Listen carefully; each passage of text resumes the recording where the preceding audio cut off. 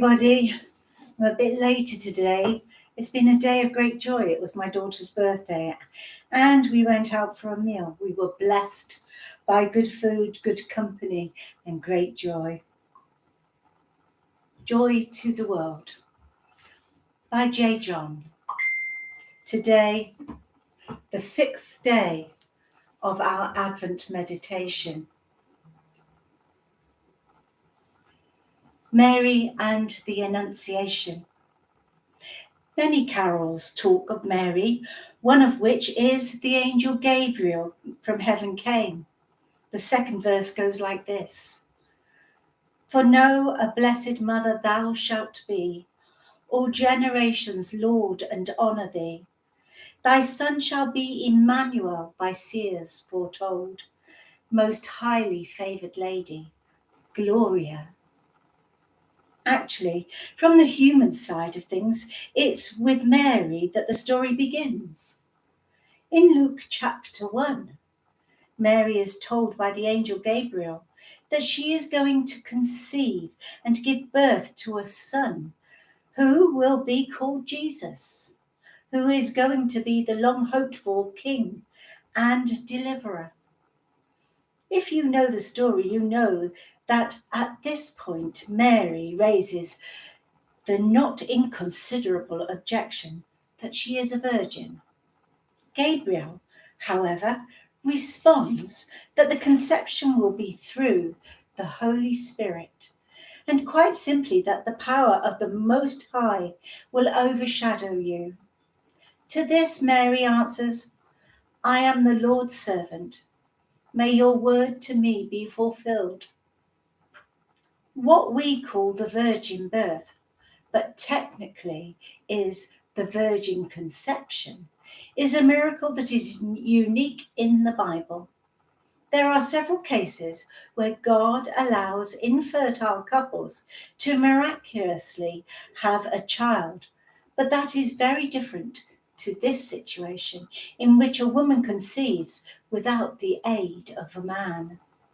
Although the virgin conception of Jesus raises issues that are beyond our comprehension, there is logic to it.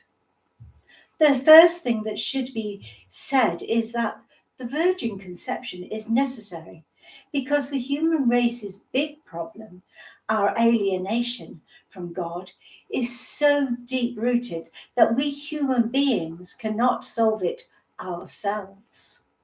We are the problem, and because of that, we cannot be the solution. To save the human race, God himself has to intervene. The second thing that needs saying is that to save us, God must become one of us. The process of the incarnation, which simply means God taking on human flesh and blood, is all about the way God has to deal with people. In the rather depressing discussion of military action in various parts of the world, it is very common to hear soldiers say that what we need in order to win is boots on the ground. Behind this phrase is the idea that some battles cannot be won from a distance. The great battle in which God grapples with the evil and destroys its power is at the cross is exactly one of those. I'll read that sentence again. The great battle in which God grapples with evil and destroys its power at the cross is exactly one of those. He has to be involved at the human level, and that means being born as one of us. But let's have a right view of Mary. We should honour and respect her for her astonishing faith and trust. It's worth reminding ourselves that the visit of the angel could not have been entirely welcome to someone who was probably in her teens. Mary would have been all too aware of how her culture viewed pregnancy outside marriage and what it would mean in terms of wagging tongues, nasty accusations, and even physical threats. What was to become good news for us wasn't going to be good news for her. In agreeing to give birth to the Messiah, Mary sets the deepest example to us of obedience. It's easy to say that she showed humility, but what we see with Mary, particularly in her song of rejoicing that the church has come to call the Magnificat, is something far rarer and far greater, a cheerful, even joyful acceptance of God's will. I am the Lord's servant. Is that something we can say? The angel Gabriel from heaven came, his wings of drifted snow, his eyes of flame. Oh, hail, said he, thou lowly maiden Mary, most highly favoured lady, Gloria. For know a blessed mother thou shalt be, all generations laud and honour thee.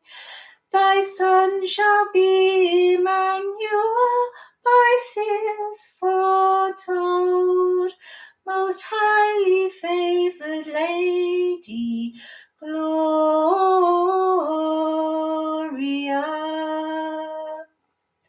Then gentle Mary meekly bowed her head. To me be as it pleaseth God, she said.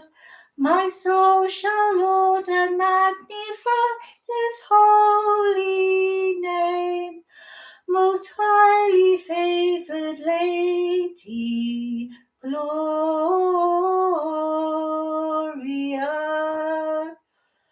Of her Emmanuel the Christ was born in Bethlehem, all on a Christmas morn. And Christian folk throughout the world will ever say, most highly favoured lady, Gloria.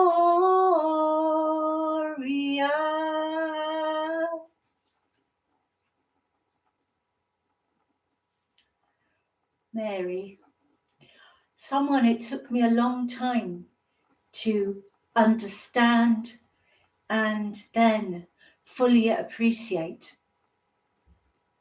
Sometimes it takes a moment in time, a moment in our life for us to understand the unknown. For me, with Mary, it was becoming a mother. Understanding the pain and the joy that a child can bring. Now, we're not all blessed to be mothers, but we are all blessed to love. And in giving our love to someone, we know the joy and the pain of that giving.